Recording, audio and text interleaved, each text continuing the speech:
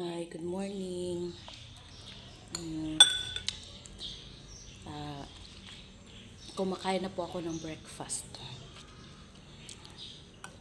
Nakising ako at 4:45. And then, nagluto ko ng breakfast. While nagluto ng breakfast, naliligo ako. Kasi, pag ayoko na mag-breakfast po, laging may acid reflux ako. Lagi akong gutom. Sabi ko, kakain ako ng breakfast para hindi naman ako super gain weight. Kaya sa mga workers dyan na mag-isa lang, huwag kayong gumaya sa akin. Kasi naghahanap lang po tayo ng sakit sa katawan.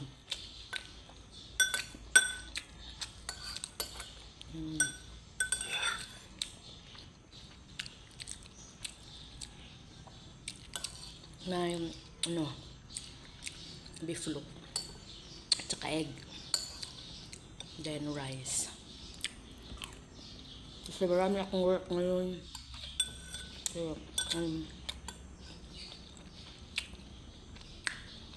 kailangan kong kumain ng breakfast. Kasi alam naman natin na pinaka-importanting meal is yung breakfast, kasi doon mo kinukuha yung lakas mo. Then imagine whole night wala kang kinakain, natutulog ka lang, nadadigest na yung kinakain mo at dinner. So pag breakfast, pag ayaw mong kumain, yung digest mo, kaya yung dahilan na sumasakit yung tiyan mo at maraming acid. Kasi wala nang ma-digest yung mo tiyan. Kaya dapat talagang kumain. Alam niyo ba, yung dahilan kung bakit mabahaw ang amoy ng iba, dahilan yun ng hindi nag-breakfast.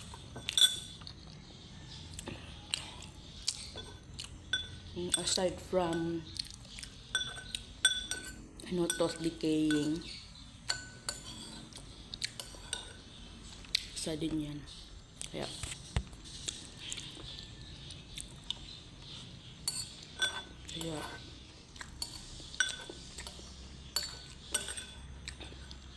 magbe-breakfast talaga ito.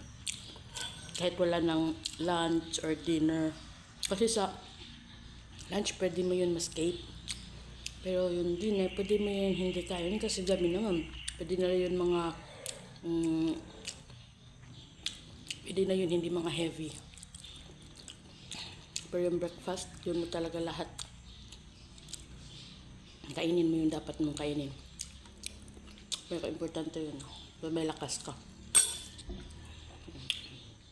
Imagine pag wala kayong breakfast, mainit ulo nyo kasi masakit yung tiyan nyo, may acid pa kayo, tapos masakit yung ulo. Alam niyo ba, nung nag-27 years old na ako, doon ako na-observe ko yung sarili ko na pag hindi ako makakain ng breakfast, masakit talaga yung ulo ko, para akong sabi siya pa, nabugat. At sabihin pa nila na yung bagong panganak lang ang nabughat. Ewan ko sa Tagalog yun. Pero hindi.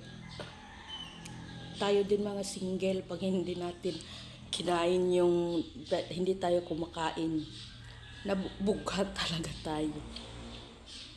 Kaya sa mga workers dyan na sinasabi nila na skipping meals is maka-lose weight. Oh my gosh, hindi yan totoo. Imagine na niya, wala ka nagka-breakfast, then sa lunch, kaon ka. Gutom ba ya, diba? So pagka lunch, kaon di kag banat, anak biya ko kanang banat yun na kaon, banat adto. Tukog mo ko mo gamay, ndako na hinua. So imagine ako karon na importante mo kaon at least maintain yung kain nyo. Diba? At hindi ka pa magkakasakit ng acid reflux. Kasi yung acid reflux, ewan ko, kahit last, last Monday, ang grabe ang suka ko. Wala akong kinakain pa yun, ha, wala pa ako sa, pero grabe yung acid ni ano ko talaga, sinuka ko lahat. At nung nasuka ko na-relieve na po ako, ganun. Kaya sabi ko, oh my gosh, kakain na talaga ako kasi ang iwan ko tuloy para na akong mag-faint, para na akong malilipong. Kaya yun, kaya sa mga workers dyan, kung pwede, kasi sa mga workers gaya ko, di ba, galing kayo sa office tapos tinatamad na kayo, so tulog na lang po kayo, okay naman yun sa dinner. Pero pag breakfast, suggest ko talaga, early wake up talaga kayo at magluto kayo ng kahit itlog lang. At kainin nyo yun. Kasi importante po talaga yun. At hello po, good morning. Sana may natutunan po kayo. Salamat for watching.